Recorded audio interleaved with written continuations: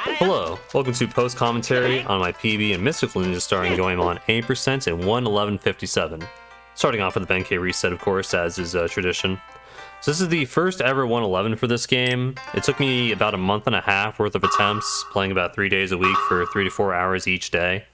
Ended up taking me 81 total attempts and starting runs again, with 23 of those being completed runs. Gonna try and go over the good and bad components of this particular run, and also talk about the overall dynamics of what goes into getting a good time in this game.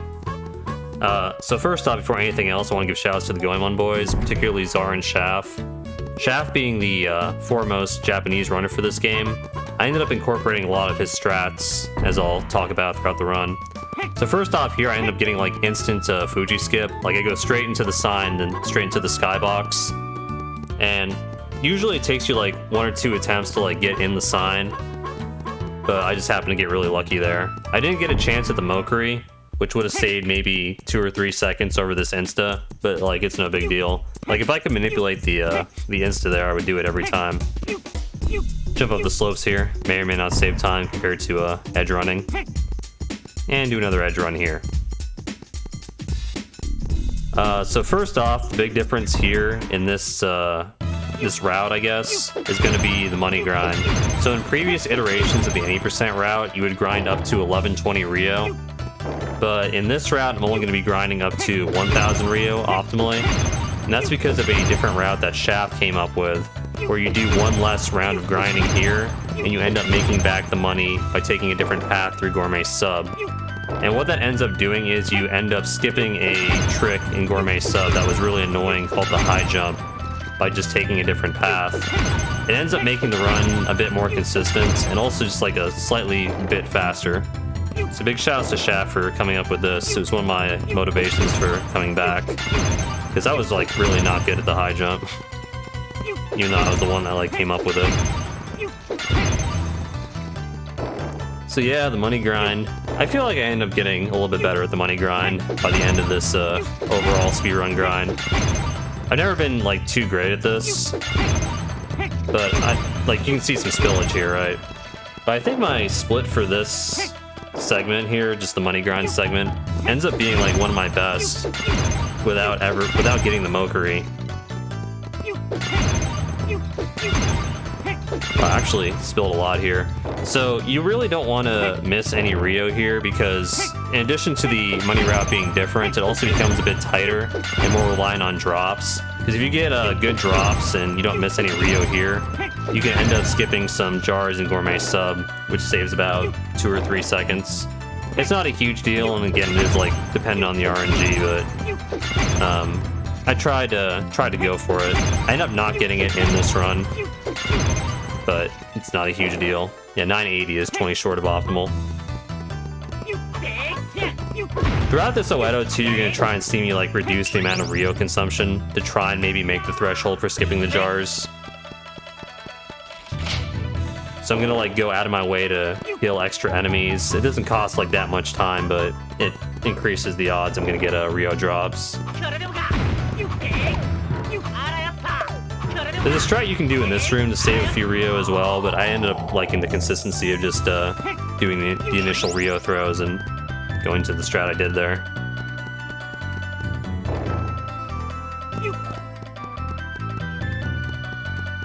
Here you don't want to jump into the water, or else you get like a big splash that wastes a little bit of time. Just want to like run into the water like that.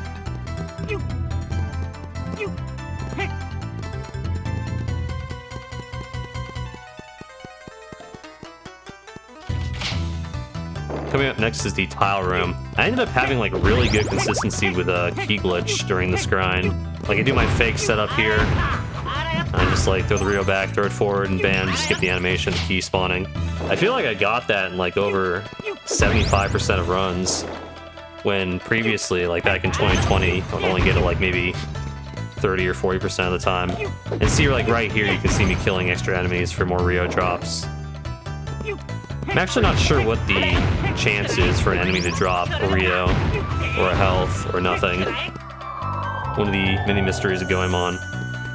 So both this kill-all room and the previous kill-all room went pretty well. I think this Oedo ends up being pretty good overall.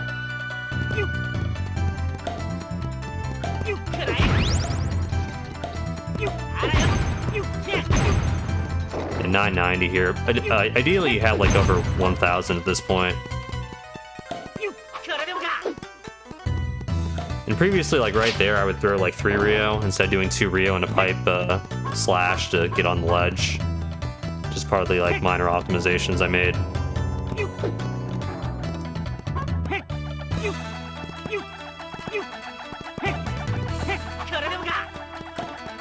Threw 1 Rio there to try and get like a slightly better line. I have no idea if it saved any time or not. Oh yeah, like right here. Oh, I end up getting the good luck Mokuri. There's like a recurring trend where if I got that, it would end up cursing the run for this particular grind, but I guess this run wasn't cursed, so I can officially recommend the good luck Mokuri. Here I do the Rio throw to reduce the splashing in the water. It does waste, I think, 3 Rio, but I think the time save is worth it. I had pretty good consistency with a setupless chain pipe here as well. Setupless is where you just go on the first steel ball that's fired, rather than like waiting for multiple steel balls to be fired. It saves about 2 seconds.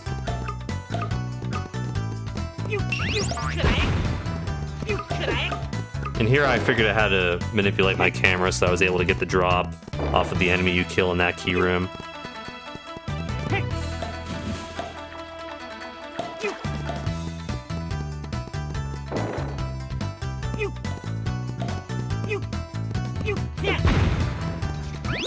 Oh yeah, I get the full health here. So something I ended up figuring out was that you can take damage on the dragon later on, and it doesn't waste any time.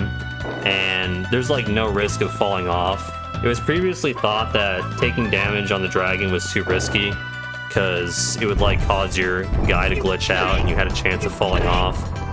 But I figured out that was actually no big deal. And as a result of that, I just am able to manipulate my health to whatever I want it to be after the dragon, which is why I get the full health here. I changed my setup for Baron Skip here as well. I used to advance the text and use that as the visual cue, but now I've gone back to watching the A button, going up and down, and then doing the up left inputs after I think a certain number of A downs. Similar to what I do in 100% actually. Alright, so the Congo fight. One of the things I wanted to incorporate into this round of grind was fast Congo, which is also something that Shaft kind of tried to make mainstream. I ended up dropping it after maybe like 2 weeks, just because the time save wasn't like super worth it. And as a result, I ended up getting like really good at just the normal Congo fight. So fast Congo is where you just keep him spinning the entire time. He never goes into the laser cycle ever, which is why I ended up having to figure out that strat on the dragon to take damage, because here during this fight you just take damage, which you need for a death warp later on in Ghost Toys. But even though I went back to the normal Congo strats, learning the damage on the dragon stuff ended up being beneficial, because it allows me to kill enemies in the cave heading to the giant field for more chances of Rio drops. One thing I want to point out in particular about Congo is just that I really recommend timing the hits rather than just mashing. If you try and time every particular hit, you end up saving a lot of time throughout the course of the fight. I think that Congo fight, I think I only missed 1 hit, but it was like the only mistake in Oedo pretty much. The entire like beginning of this run is like really, really, really good. I end up not making a major mistake until I think like 25 minutes in, something like that.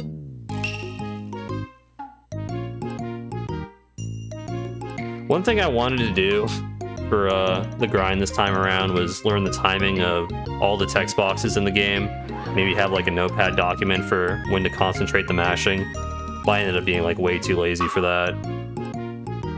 Because that was something I noticed when watching Shaft's PB, is just his mashing was ridiculous. This is a game that you can only mash the text with 1 button, so any like good mashing strats for text can end up saving a lot of time.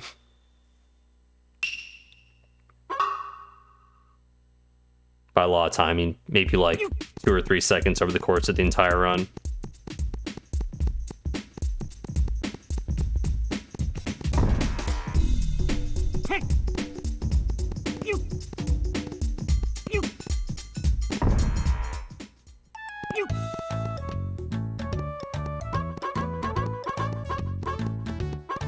Good old map glitch. So happy in this game you can just hold down one button to despawn everything. Part of what makes this game amazing.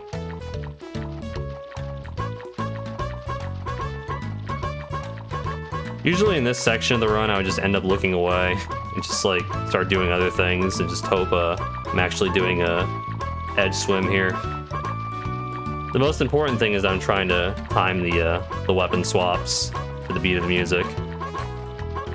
Every time you do that, you just save phantom frames. Makes your Goemon move faster. Scientifically proven.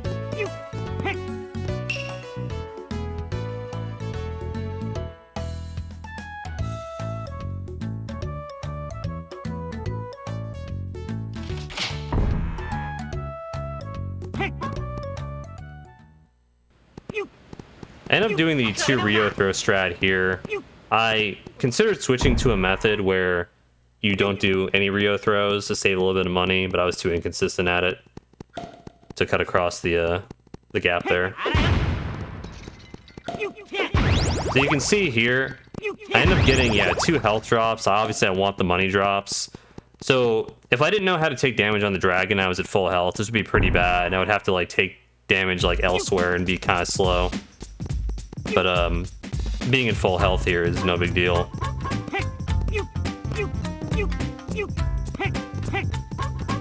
Jumping up slopes in this game is definitely faster, but it feels like it doesn't really do much for some slopes, like that one just now. I have no idea if I saved any frames or not. Speaking of real slope jumps though, I still do not go for slope jumps here, even though it saves like what, 4 or 5 seconds? Maybe not that much, but as far as I can tell, it's just random. Like there was a previous conception that was just 1 frame. If you didn't get it, it's just because you missed the frame, but I did the emulator science, and it just, sometimes there were no frames or you can even jump up the slope at all. So I just ended up not even going for them. One day, a true Goemon scientist will appear and determine how slope jumps really work. But until that day comes, I'm just going to take, I'm not going to risk falling down. Again, switching the items to the music, very important here.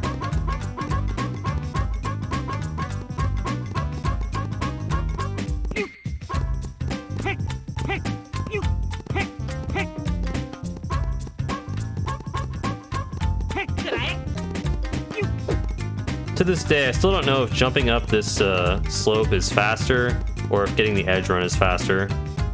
I've timed it so many times and I always get it just seems even between the 2 methods.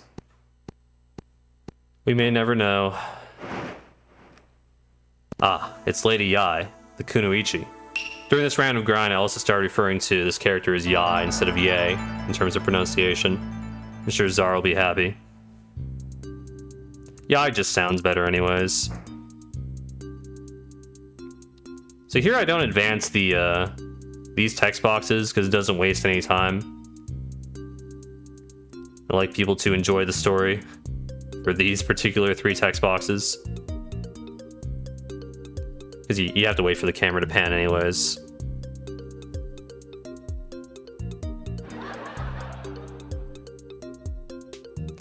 Alright, we're coming into Benkei. So, I felt overall this grind, I was pretty good at Benkei. I had one day where I could just not do the trick at all, and that was a really sad day. But for the most part, I would usually get Benkei in under 5 attempts in most runs. Like obviously I would reset, I would get the bad angle and void out, etc, etc. But overall, I feel like the Benkei was pretty good this grind. I think I get it second try here. Yeah, not bad at all. On runs with bad Benkei, I would sometimes go for the Mokuri here, Yamada Mokuri. But I think that was like a 14-2x with the new money route where you skip 1 round and grind, which is pretty good. About the equivalent of like a 14-3x in the old route. And because I know I can't skip the jars and gourmet sub, I ended up taking a really good line here and just spending extra Rio. Like at this point, I don't care about the money at all. I can't avoid the extra jars, so if I can just save a few frames by throwing extra Rio, I'm gonna do it. Jumping up this slope saves time, but then sometimes when you do it, you just can't grab the rock, and no one knows why, which is why I don't jump up that particular slope. And throwing one Rio here down this cliff is also something I took from Shaft, because you really don't need more than one Rio. Obviously, you want to save money.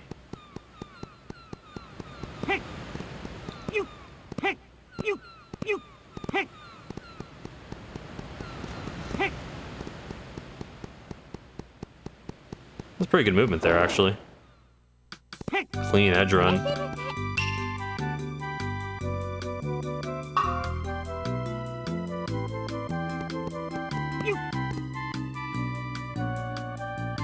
Alright, going into the dragon. This is traditionally my least favorite split, because it has a good old dragon tech skip, where you try and pause in the right frame, skip about 15 seconds worth of dialogue. I actually had really good consistency with dragon tech skip this grind. Like, I think it felt like around 50%, which for me is really good. Traditionally, I would only get dragon tech skip maybe like 1 out of 5 runs or something. And honestly, like, getting that trick, like, it's not required for 111, but it just makes it so much easier, because like you can make mistakes if you get dragon tech skip is basically what it comes down to. You're buying yourself a lot of time by getting the skip. The enemies that spawn here on the dragon are random, by the way, between the chompy guys and the spheres. Boom, clean DTS. One pause too.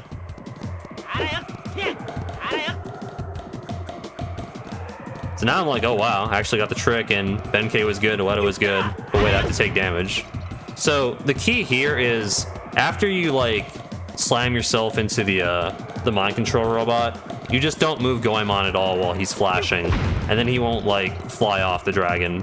It's kind of hard to actually take damage. I'd say it's the hardest part of doing this strat. Like, I think I end up like missing it a few times. Like, I don't want to like risk running into him and then he starts moving again while I'm still flashing. I have to like avoid him, so I just play it kind of safe, because this run was really good. I think I go down to 3.5 hearts. Ideally, I want to get down to 3 hearts here. It's what I prefer for the health routing, but it's not a huge deal. Also, it doesn't matter how long you wait between attacking him. All that matters is the final hit here. I actually only go down to 4 hearts. A little bit worse than I thought. So though, anything sub 18 kill on the robot is really good. I actually ended up getting these paces more often than I would think. Like, I was never like super amazing at the early game.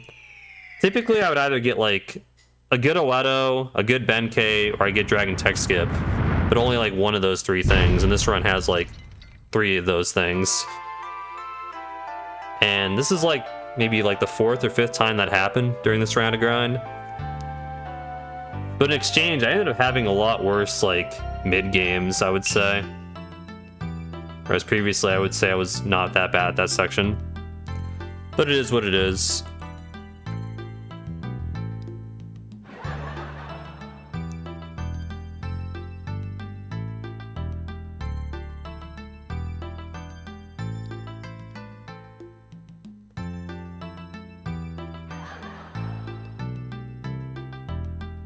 Typically, whenever I get dragon tech skip, I try and mash the text as fast as possible to juice my segment. Also, shouts to low percent here. You pause around here, you can skip getting the flute, which is the only difference between 8% and low percent. I did a few runs of that as well. I might throw that PB on YouTube at some point. It's definitely not as optimized, but it's kind of a fun route, fun category, I guess.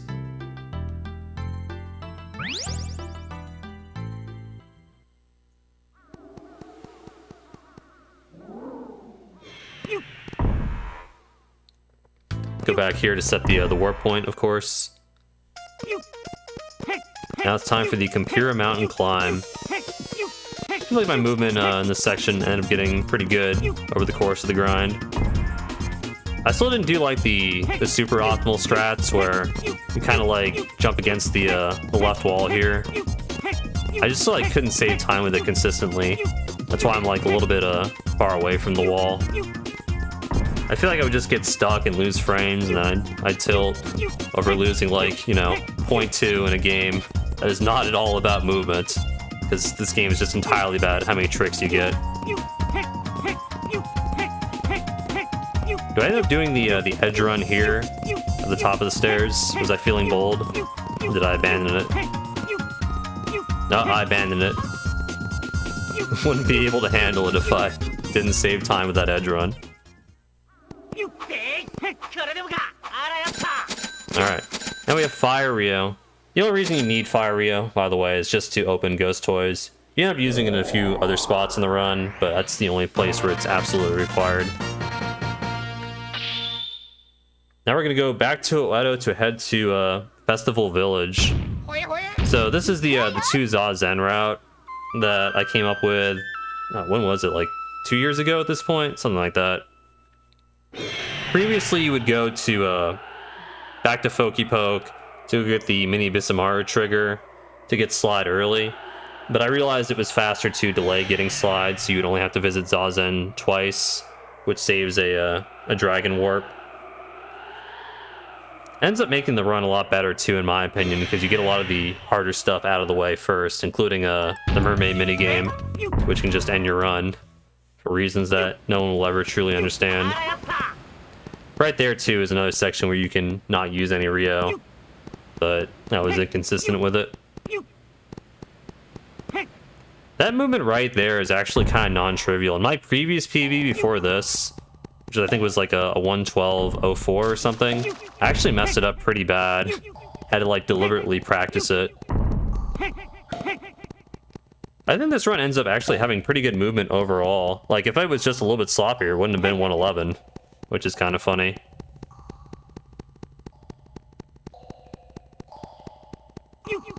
You know, nice ladder chip. Yeah, because I don't have slide at this point, I have to take this side path here, which I think is a lot cooler than just sliding through a wall. Good to do some good platforming, actually. There was a strat here that Shaft did where I think he only threw like 2 Rio, which is pretty optimal because any Rio you throw here is going to lag the game. I guess maybe he only threw 1 Rio. I think that's what it was, yeah. But I switched to 2 Rio because it was just more consistent. Because I think I fell off once, and then I never wanted that to happen again. Also, here I changed my setup for the pre-Festival Village Mokery. Because increase the consistency, I would just go straight into the door like that. And also, the visual cue on the ground was a little bit easier. I think that setup's like a little bit slower, maybe like 0.3, 0.4 slower. But I definitely noticed a big increase in the consistency with that setup. Now we're going into Mount Fear. You missed the Mount Fear Mokery, I think you lose about 20 seconds. Which I could afford to do, actually, and run this good, because it had Dragon Tech Skip.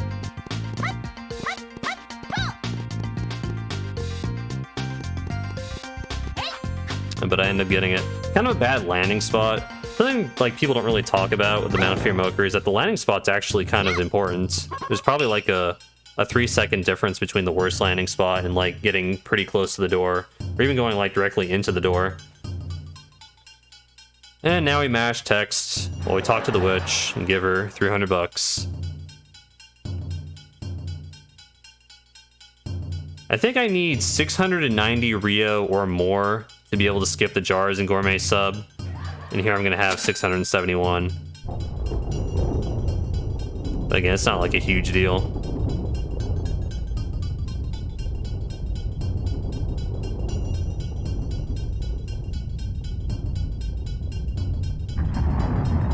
Also did not get the flicker between the flute and the katana. Unfortunate.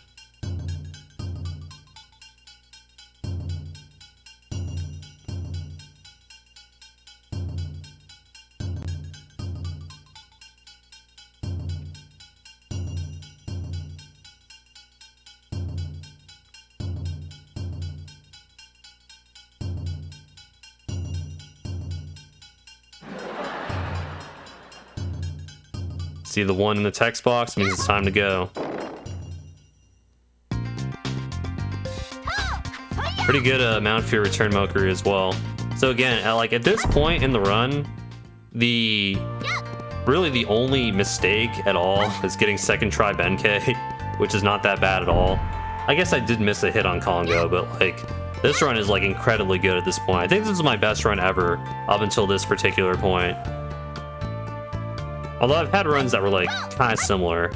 Maybe I would miss like either Mount Fear return Mokuri or Pre-Festival Village Mokuri. But that wouldn't lose that much. Maybe like 7 to 10 seconds per Mokuri missed.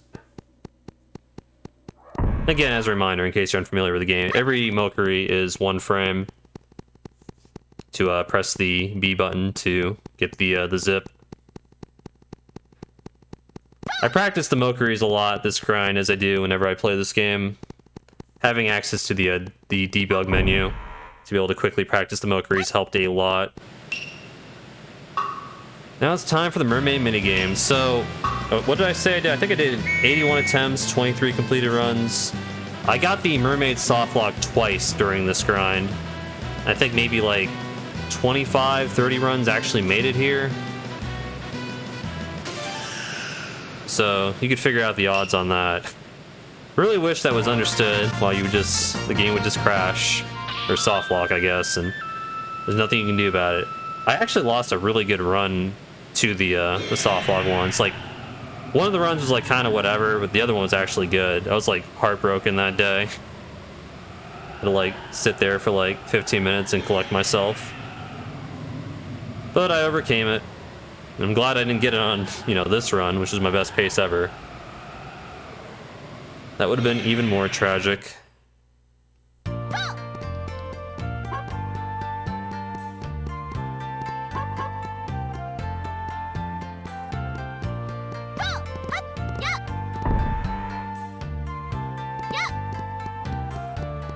Man, the Festival Village song is so good. Alright, coming up is the first major mistake of the run. Ends up being the singular biggest mistake of the run, unfortunately. Which is I'm going to miss button skip, which is one of the biggest fines actually for this game in terms of just like raw time save. A successful button skip will save about 8 seconds or so. Here I just pressed the button 1 frame too late to initiate the Mokuri. So sad. I actually found a really good visual cue on the ground for the setup, compared to when I first found the trick. So I was actually getting the good positioning a lot, but I just missed the frame. It's actually faster to go back into the door and attempt button skip again.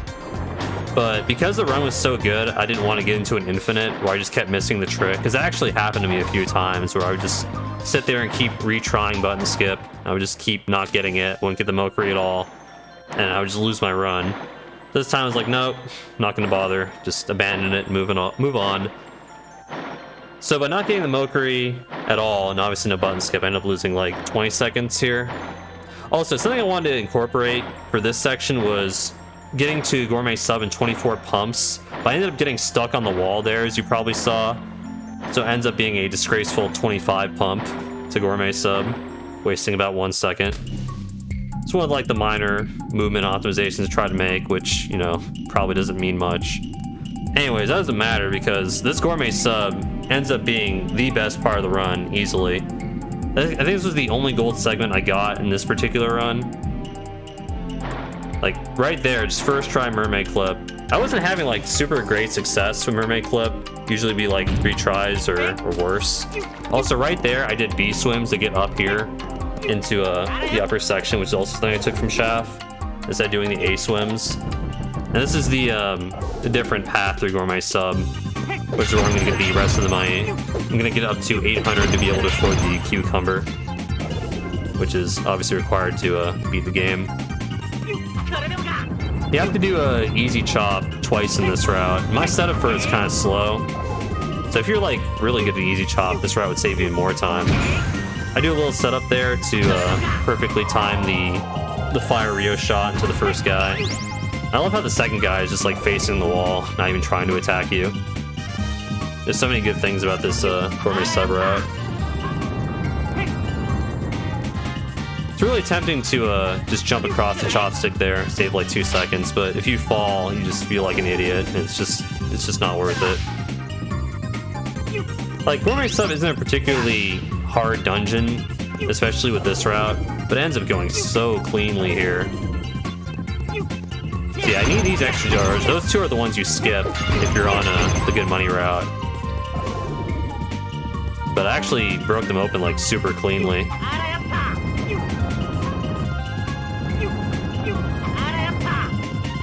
Again, you don't need to throw the Rio there. It lags the game a little bit, but I find it makes it more consistent.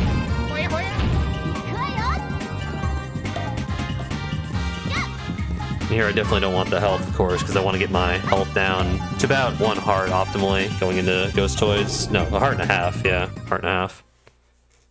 Anyways, yeah, it was a really good gourmet sub.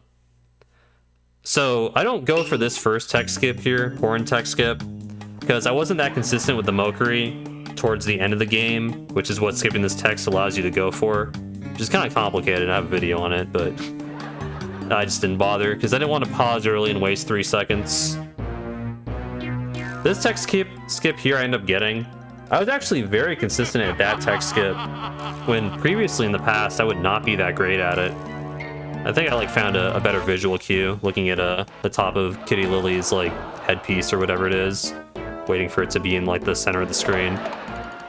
I do end up pausing early for Slapstick though, which is really unfortunate.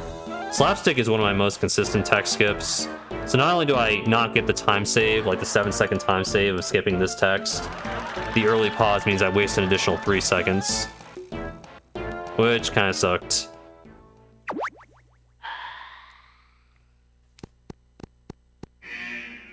But I do end up getting bomb tech skip. So I go 2 for 3 with an early pause, which is decent, I guess.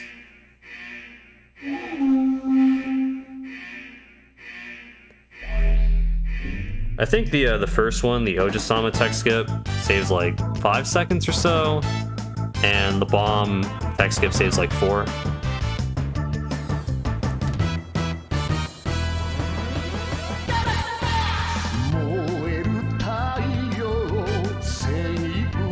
Good old Impact song. It's still good every time, man. I ended up checking my live split stats here. I think I had, what was it? 196 hours of total playtime doing runs for this game. Not even counting all the time I spent doing 100%. Not even counting all the time I spent practicing, doing, strat finding, routing, etc., etc., etc. I'm still not tired of the Impact song. It really is that good.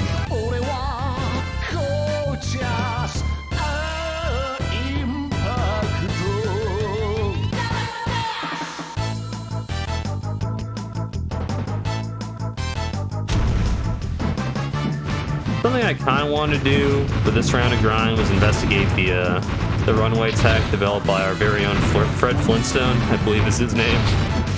But I was just too lazy. If you avoid getting enough fuel here on the runway, Thaisama dies early, which is what happens in the tasks. And it might be consistent for a human, but it's just so much learning. It would probably only save 3 or 4 seconds max. And if you mess up, you'd have to slow down a ton of spots to be able to even get the early dive. If you somehow messed up and have too much fuel, you don't get it anyways. You just feel really dumb that you just lost a bunch of time on the runway section of all places. So maybe it's something I can look at when I'm really, really, really bored someday. Also, I try and get a 318 Rio here for Krauser 318. That was 5 Rio short. Maybe next time.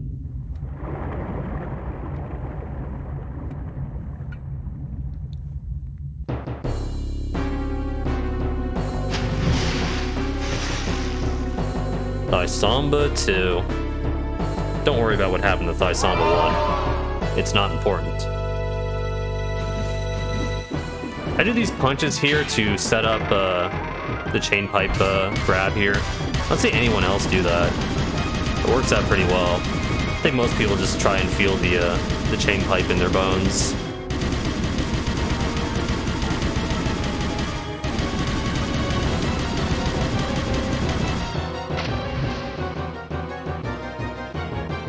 Try and center the cursor here, just because I mean, might as well do it because you're just waiting around anyways.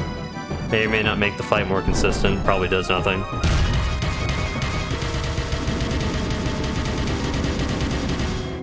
Press the A button now to always get the kick. Move the cursor down, save, I think it's 1 second or so from a better camera. Not having to watch the fish flop around, I think is how it works. Also, I was kind of inputting the laser too early in a lot of these attempts. It ends up being fine there. But if you input the laser too early, obviously it doesn't come out. Wastes about 1 second because you have to input it again.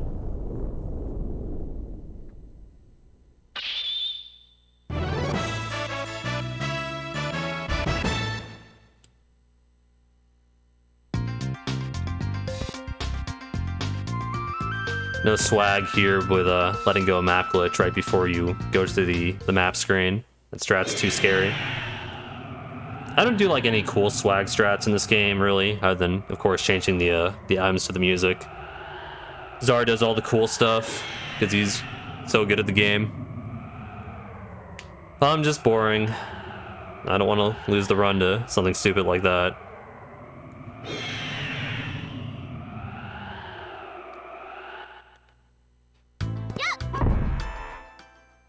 Now it's time for another walk. Found a good setup for not getting landing animation here. Jump kind of early. Like right there, you would sometimes get landing animation falling in the pit. I think with an early jump, it doesn't happen that often.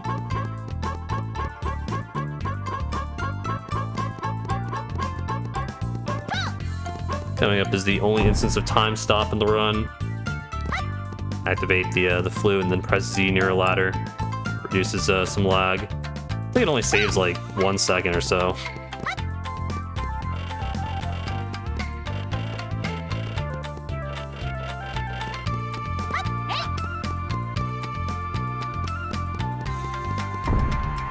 This is kind of the break period in the run. You reflect upon everything that's happened at this point. Think about the Mokeries you have missed. How badly Awedo and Gourmet Sub have been. How bad your Benkei was. And you mentally prepare yourself for the second half of the game. It's another reason why I like this route. Having this section to cool off and, you know, refresh your mindset. It's kind of nice.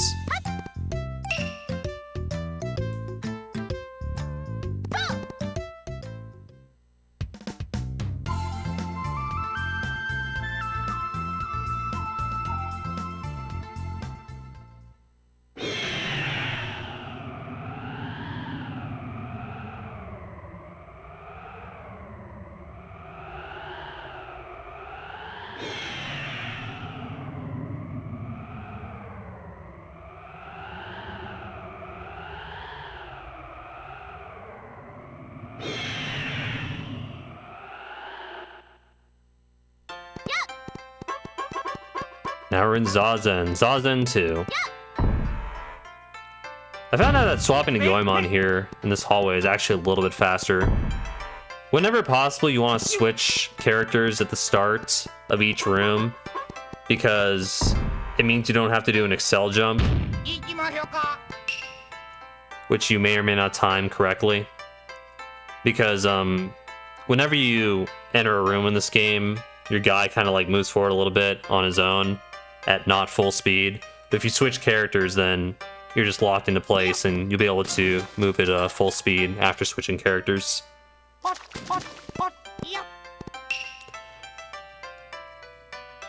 Talk to Benkei to get the trigger for the Miracle Snow. Talk to the Dwarf to get the story trigger for Mini Bisamaru.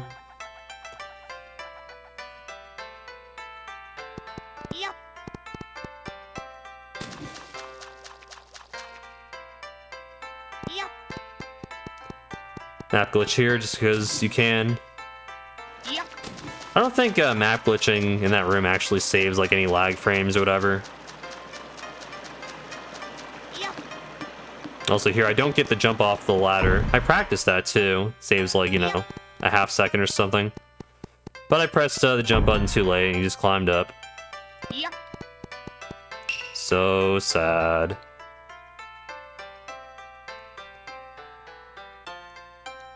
I think the mini Ebby minigame ends up being pretty funny. Yeah, I take damage immediately because I get the worst possible spawn with the enemy. So I'm already like immediately tilted. Worried that I'm gonna, you know, lose one of my best runs ever to the mini Bissamara minigame of all things. But it ends up being okay. Like, look at that, just the sweet just drops right in my head. It doesn't actually matter how fast you collect any of the sweets here. All that matters is how fast you collect the final one.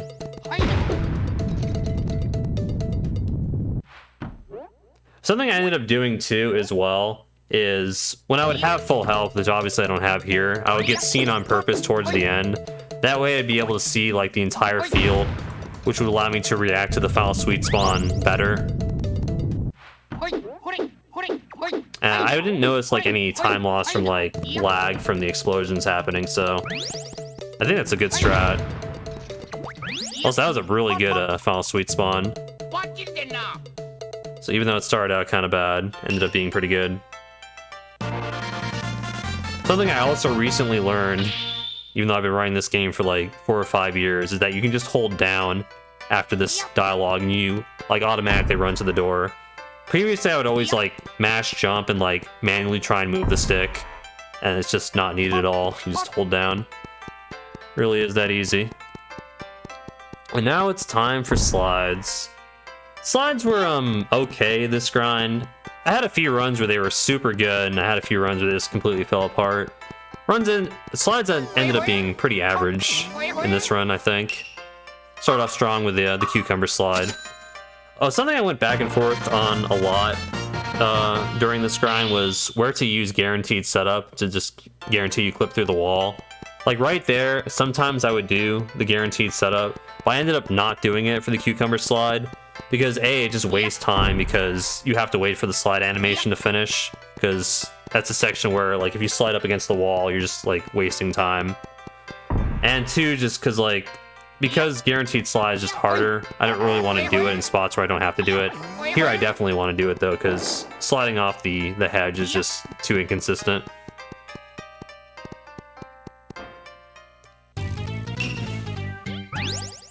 This is like a 42, 46 Miracle Snow. I had a 42 3x, very high 3x once.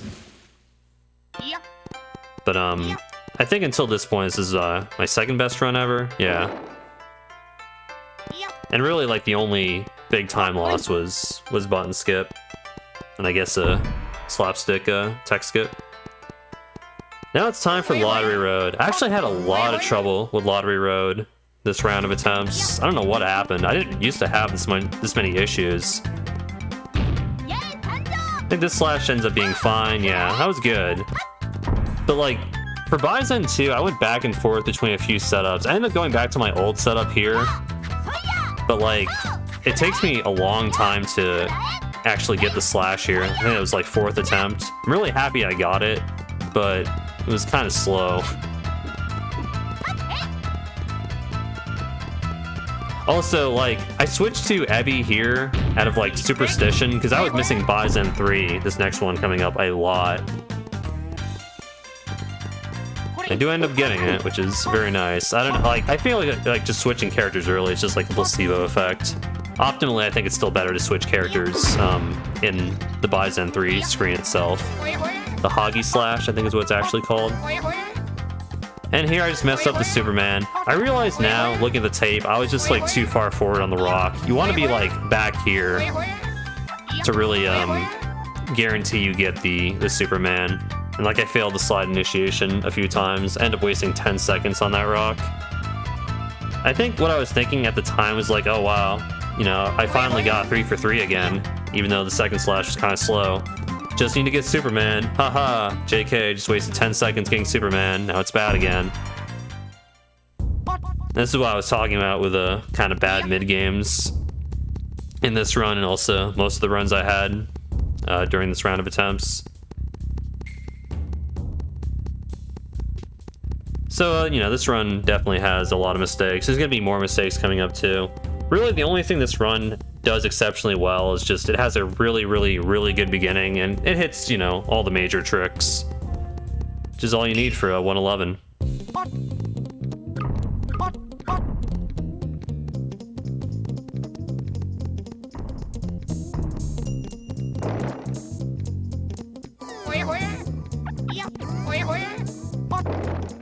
I considered switching to Goemon here and doing the Rio hover strat, which is about 1 second slower, because I've been having some trouble with slides, but I just end up doing the heavy slide there. I was feeling it.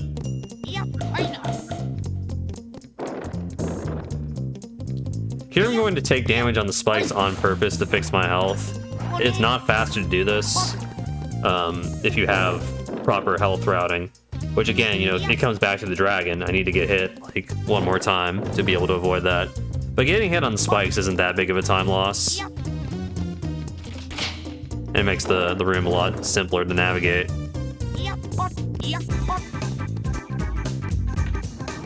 Festival Temple Castle, man, like you do so few things in this dungeon, but I've traditionally always had a lot of trouble with this dungeon.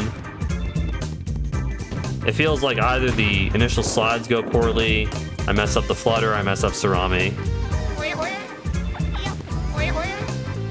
This slide goes well. I'm in perfect positioning to get first try cycle here.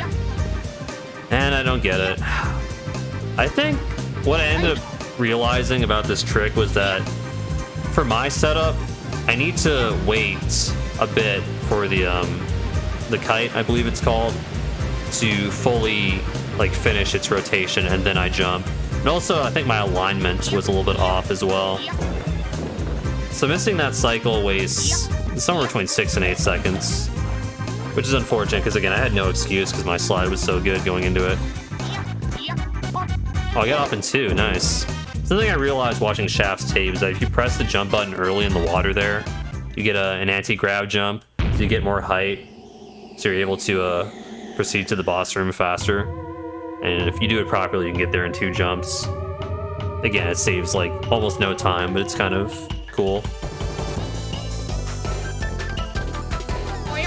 Do my setup for Sarami so I can slide directly forward here. Waste a little bit of time, but it gives me a good amount of consistency.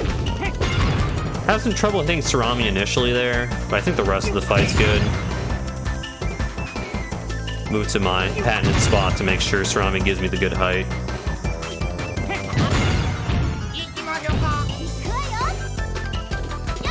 You get the eye finish.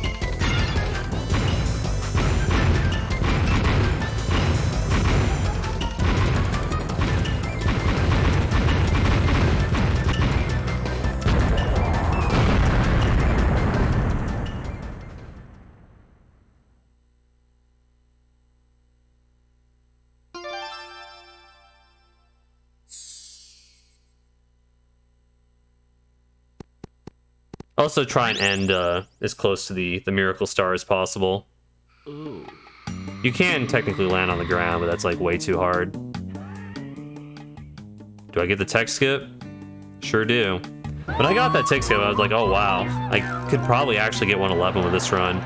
Because like after the sloppy Superman, you know, second try flutter, obviously I had missed button skip at this point. The run was like, it was pretty good, but it kind of needed a solid end game to really secure the 111. And getting that tech skip was super important because I think that one saves like 6 or 7 seconds, something like that. And if I had paused early, you know, that would have been even more time loss.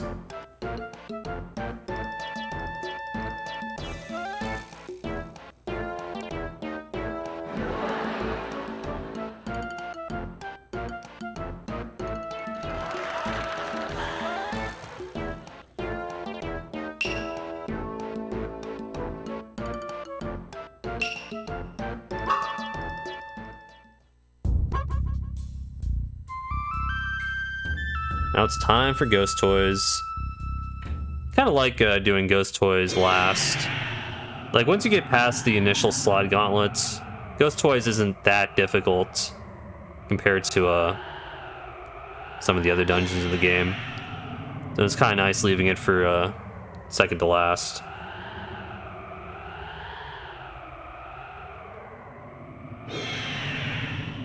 Coming up is the final Mokuri in the game, assuming you're not going for the Japan C2 Mokuri.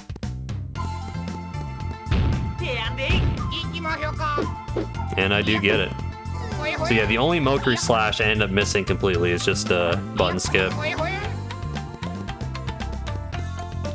You can hold map glitch in this room to reduce lag, but I've never liked doing slides while holding map glitch. I've just found it to be too inconsistent.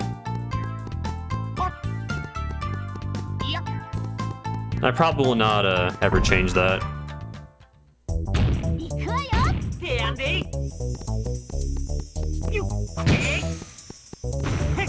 The only required use of Fire Rio in the game. You actually just saw Fire Rio being used on Sarami to do more damage too, but it's not required.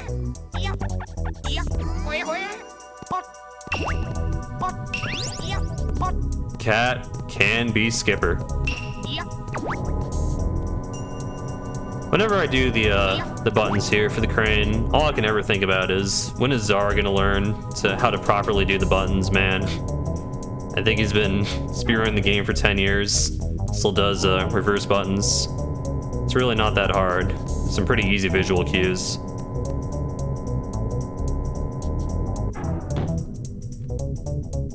In the previous routes for this game, you would go into the camera room to get the jars, but you don't need the money at this point. So this saves one slide animation. Man, this setup for Guaranteed is so bad. Not surprised at all that it didn't clip. Consider myself lucky I even got it second try.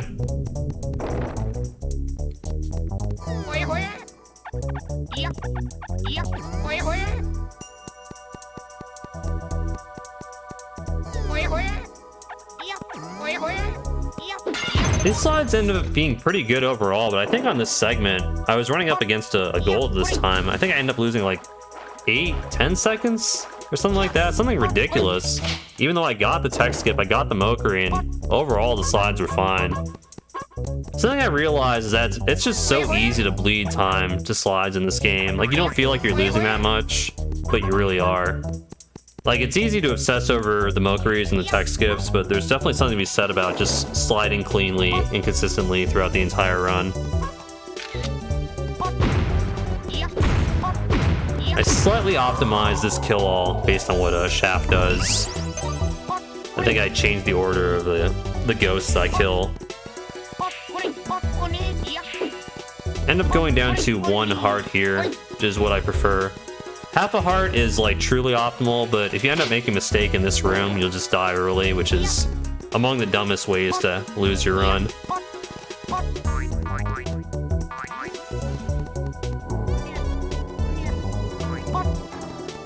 Also, I realized it was faster to take damage on this guy if you have 1 heart left, rather than take damage on the guy at the end, and then get the key, and then take damage again on another guy.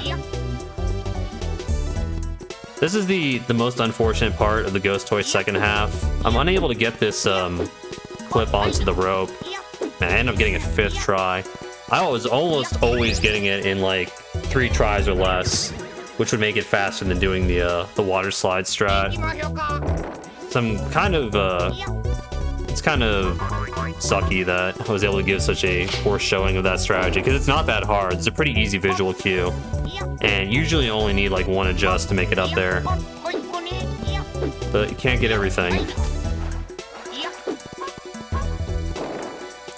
This kill-all strategy I also took from Shaft. Killing that guy and then switching to the camera. Previously I would like switch the camera going into the room and take out the enemies on the left first. But it's a little bit faster and a little bit more consistent to do it that way.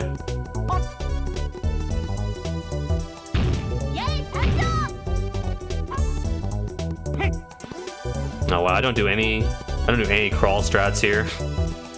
I was really focused on the run, I guess. Typically you can like crawl around the top and look awesome, but I was too try hard here.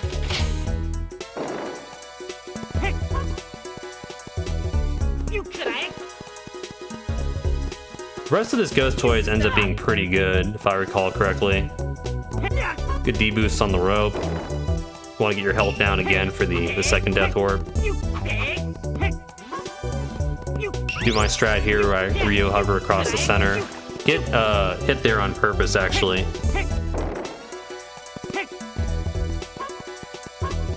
Oh yeah, one of the movement optimizations I made was to try and take a better line here. Previously I would like edge run immediately, but I think taking like a better line and then edge running is a little bit faster.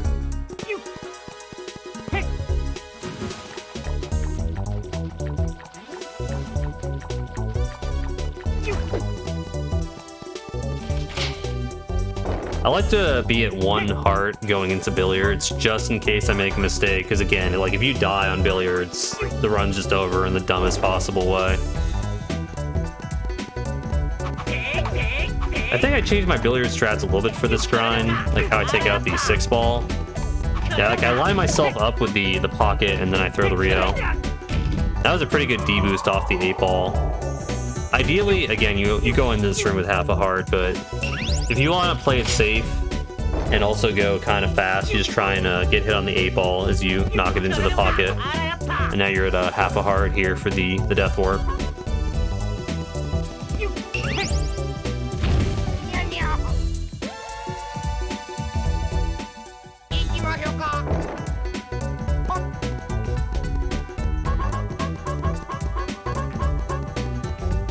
And for the final slide of Ghost Toys, I ended up doing guaranteed setup.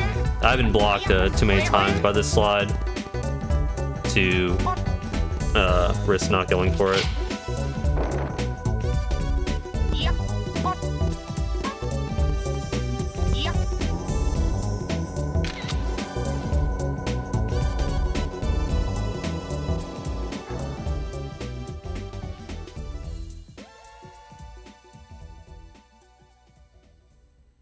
Now it's time for Darimanya. Traditionally, I would always mess up the Darimanya fight on good runs. It doesn't waste that much time to get like not get the quick kill versus getting the quick kill. It's only like 4 seconds. This fight ends up being pretty interesting though. Switch characters here to set up the timing for the second hit. Third hit's pretty easy. I throw Rio preemptively here just in case I get duds on Darimanya, which is just when he becomes vulnerable immediately, which is random. It seems to be maybe like a 5 to 10% chance per shot fired for them to be a dud. And it can save a decent amount actually if you get a dud and are able to still attack him. So there I get the second hit in that cycle, which is the hardest part, getting the quick kill. And look at that, he actually does give me a dud, so the preemptive Rio pays off. I was actually like, I had no idea what to do, because like, even though I throw the Rio preemptively just in case he does it, I hadn't really practiced the strat where like it actually happens. So I end up finishing as Ebi, which is not optimal. You want to finish as Yai. But the fact that I got the dud, unlike the first shot there as well, it saved a pretty substantial amount of time. Like, I was running up against a gold on this segment as well, and I think I only ended up losing like 3 seconds maybe, despite how bad the clip was in the first Death Warp room up onto the top. So better be lucky than good, I guess. When I grabbed the miracle item, I think I was like either like even or like 1 or 2 seconds ahead of my previous 2020 PB of 1:12:22 that ended up losing a lot of time in musical. So I guess this is about even with my previous best run at that point.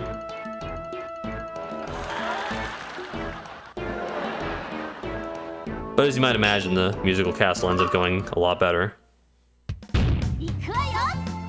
Alright, switch the eye and let's do this.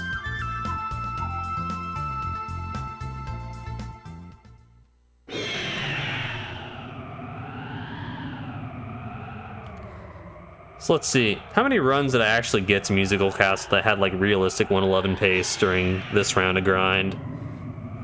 Including this one, I think it was only like maybe 2 or 3. Most of my runs at this point were just dead to Lottery Road or festival shenanigans, or I just beefed too many slides, or the run was just bad to begin with. So, like, I've been on this pace before, but not that often.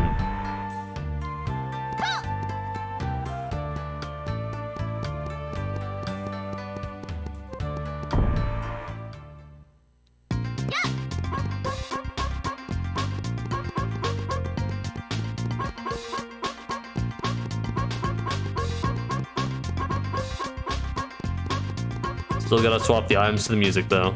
Very important. Also, I'm still, to this day, scared of missing a impact tech skip here. I do my setup for the tech skip super slowly compared to everyone else, because I do not want to mess up this trick. You can see me, like, purposefully facing left, which is a setup I know works to skip the text. Because man oh man, if your run's just dead before you can get the music go on good pace, you just feel like such an idiot.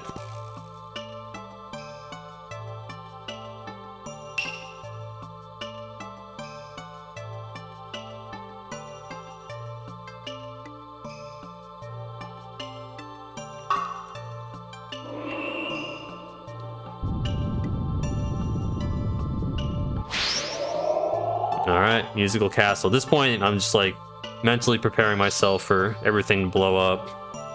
I'm like, there's no way it's actually gonna be 111. Something terrible is gonna happen like it always does, etc.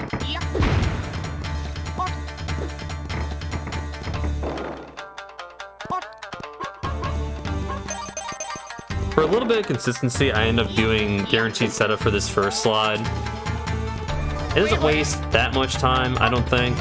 You can also do the water slide, but you can just get blocked just as easily doing a water slide as doing a grounded slide. So I didn't want to mess with that. Always good to try and get musical off on the right foot if you can help it.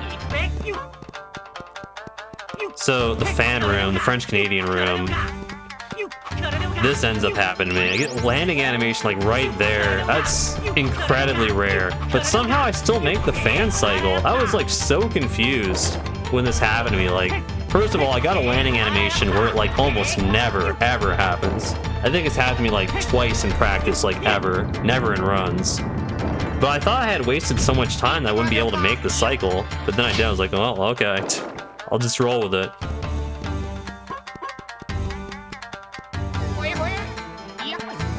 Do not get blocked here. I feel like if I slide from that specific spot and also don't do an edge run in that room, I don't normally get blocked. And getting blocked there is super bad because you can't do guaranteed setup to fix it. You have to reset the room because you've lost your slide power. Or however this game works. Now it's time for the cubby. Traditionally, I've always been really, really bad at the cubby. Like, I do a really slow setup here to turn the camera around so I can slide directly forward. And I take this, like, super slow to get up. But, like, I had actually lost a 111 pace run to the cubby. I've lost many runs in the past to the cubby. So I just want to be extra cautious. I do not end up making the normal cycle here, which wastes a few seconds, but I was okay with it. I just didn't want to lose the entire run. Also, that spot I ended up sliding from ended up being pretty good for clip consistency. That was another spot where I considered doing guaranteed setup. Also, this block, that was the absolute most BS block in this entire run. Like, I slid from the exact same spot I always do, and I somehow got blocked. But it was whatever. At least the second slide was good, because I did guaranteed setup, of course, but you shouldn't have to do guaranteed setup for the first one in the hedge. It was just unlucky that I got blocked. You hear the nerves, no slide initiation. At least it clipped the second time around. So yeah, I feel like overall the slides were like average. They were as good as they needed to be to get the job done.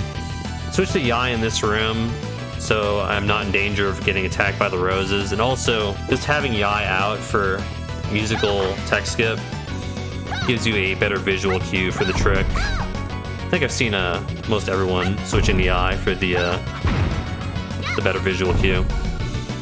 Also, my rotating room movement is something I tried to intentionally fix. I'd always been doing it kind of slowly, like losing like 1 second in the room. I kind of worked on moving forward better in that room over the course of my grind. Here it comes, moment of truth.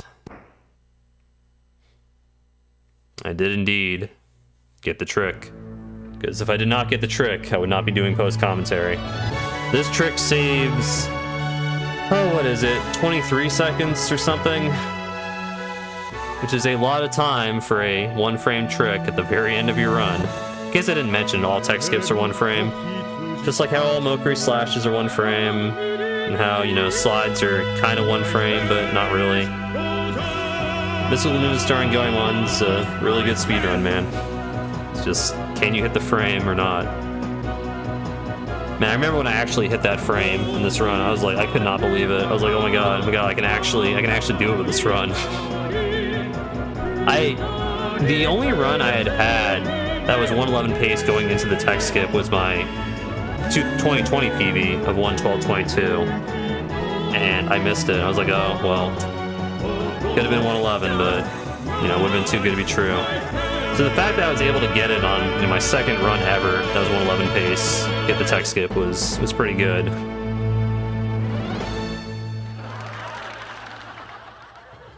At this point, I'm mashing the text furiously for my life. I'm like, oh my god, this is it. This is the run. I'm gonna try and save every last frame I can possibly save.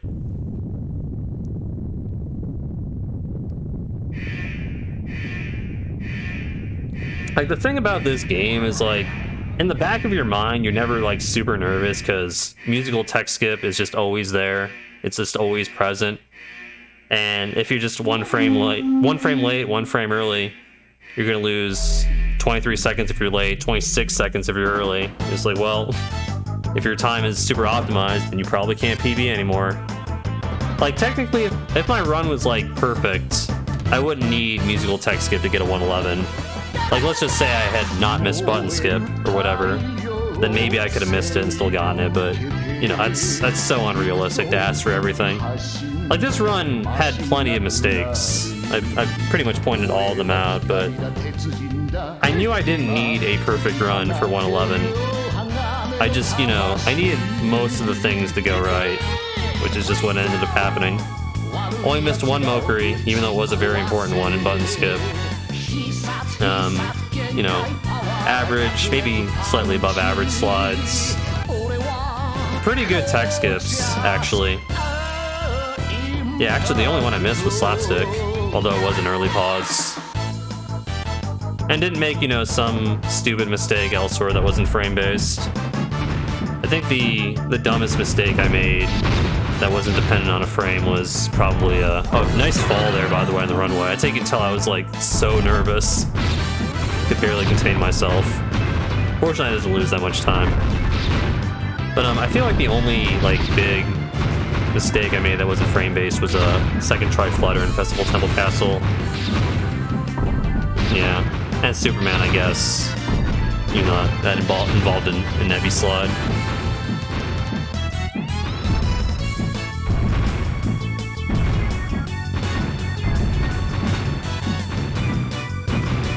So, I've had pretty good consistency with the final bosses. Like, Musical Castle tech skip is the last hard thing in the run. If you get incredibly unlucky on the Bulbera Peach ship spawns, you can miss the cycle and end up losing like 30 or 40 seconds, but that almost never happens. At this point, it's just like, okay, it's pretty much in the bag, just don't choke. Of course, having a good mash for the Bulbera section does save a fair amount of time. I think my mash ends up being pretty good here, despite how nervous I was.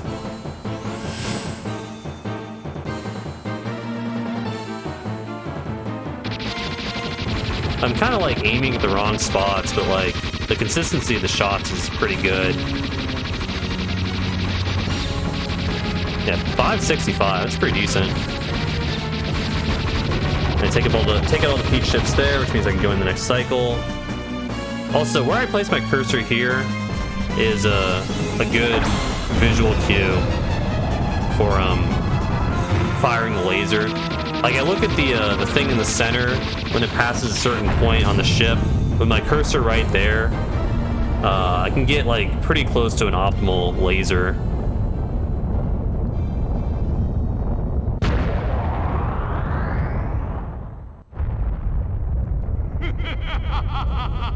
Man, when this guy just laughs in your face,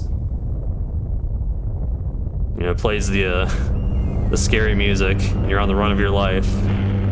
Even though this fight is extremely easy, you start feeling it, man. Just like, oh my god, please don't drop. He gave me the good RNG here too as well. Like, okay, this is it.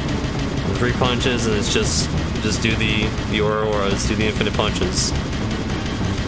I don't actually look at the health counter. I look at the punch in the lower left. When that like retracts, that's when I do the input. And again, you have like a huge window to do the input for the infinite punches, but it's just so easy to do it too early or too late and drop. And I did not have time to spare here. Like if I dropped, 111 was dead, PB was dead, it was all over. But I did not drop. Make a C with the cursor for Claude, and it's over. The 111 was finally upon us. I think I popped off pretty hard here in the live run. Kind of rare for me, but man, like I don't normally stick with a game for too long, at least a non-FFT game. But I did like maybe 2 weeks of low percent, and then a month and a half of any percent. So about, you know, 2 months of playing this game. And while I could have kept going for maybe a few more weeks, I was getting like a little bit burnt out of speedrunning the Gopher. So I was like super duper happy. I was like, oh my god, I finally got it. I actually got the first 111.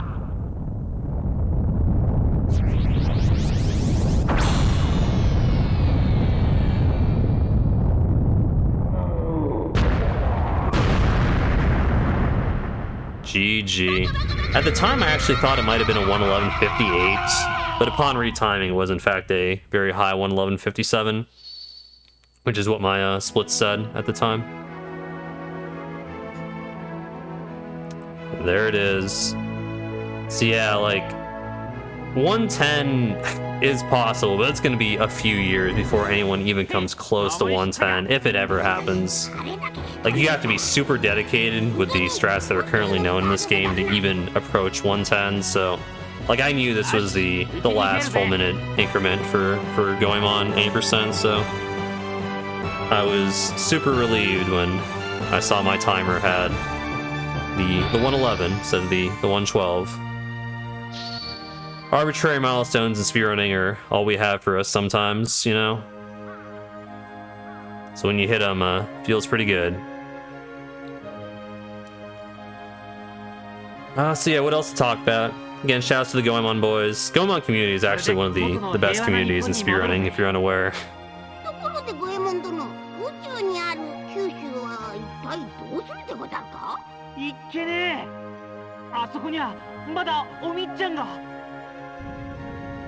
Again, special shouts to Czar, of course, the legend. Been playing the game for 10 million years. We'll probably come back and beat this time at some point, I'm sure. Shouts to Shaft, the Japanese runner who I took quite a few strats from for this run.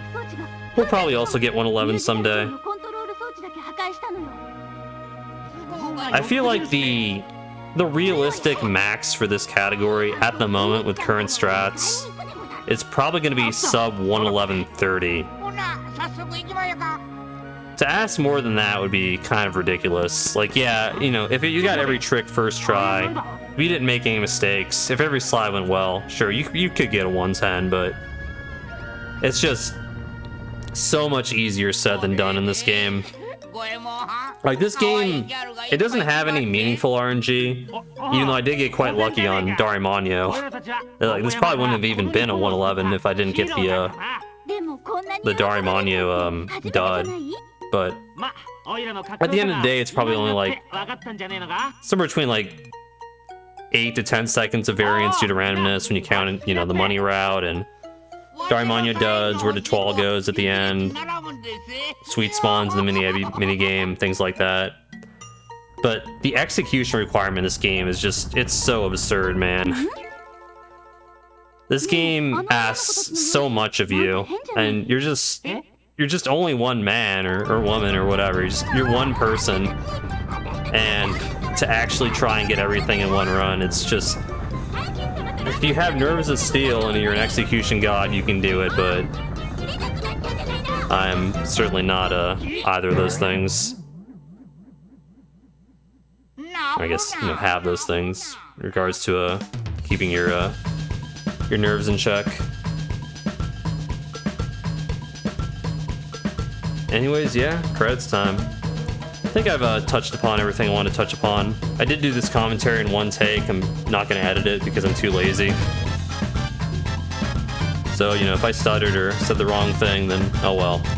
It actually took me a while to even sit down and do this commentary. But I want to try and do this for more of my good PBs, I guess.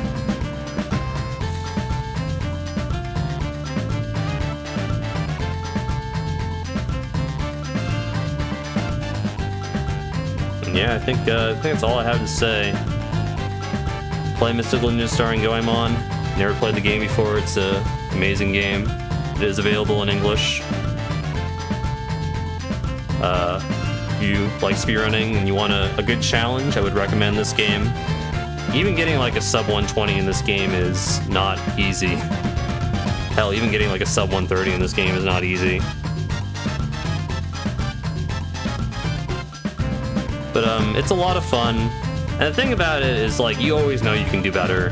You can always hit more tricks. You can always be more consistent. And, you know, it's kind of fun to play the frame game over the course of an hour and 12 minutes. I guess an hour and 11 minutes now. It's got good jams. What's not to love?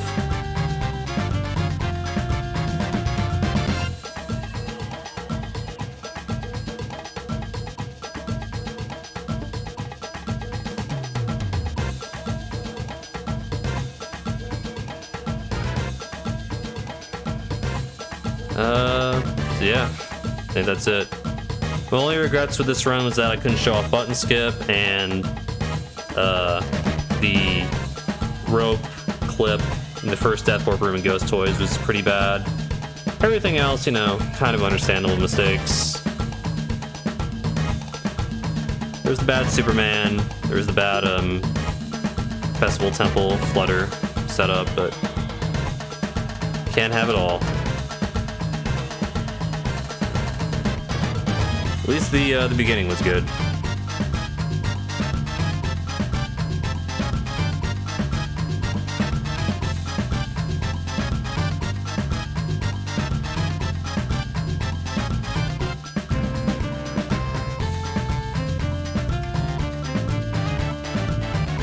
Yeah, I think I'm out of juice here. I have nothing. Enjoy the credits. Yeah. I'm also going to upload the uncommented version of this run, in case you don't want to hear my annoying voice, just want to watch the gameplay.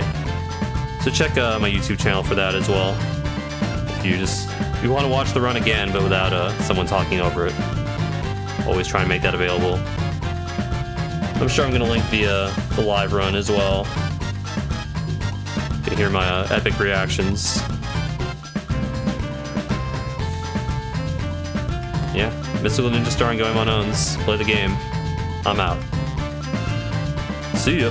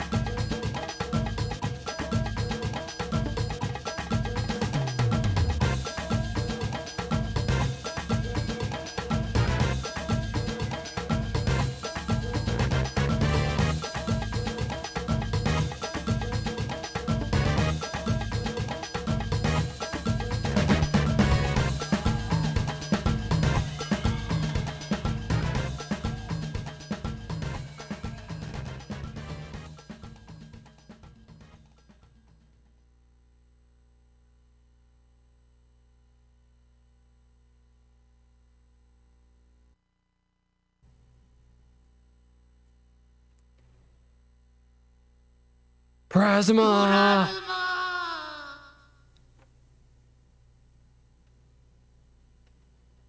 Also, of course, I gotta listen to my song, as is tradition, whenever I PB. Oh yeah, reset here to make sure, to prove it's on real console. Or real cart, rather. Didn't go back to the EverDrive menu. Because it was a real cart. I gotta play my jam, dude. Musical Castle final section. Alright, now I'm out for real. Thanks for watching, bye!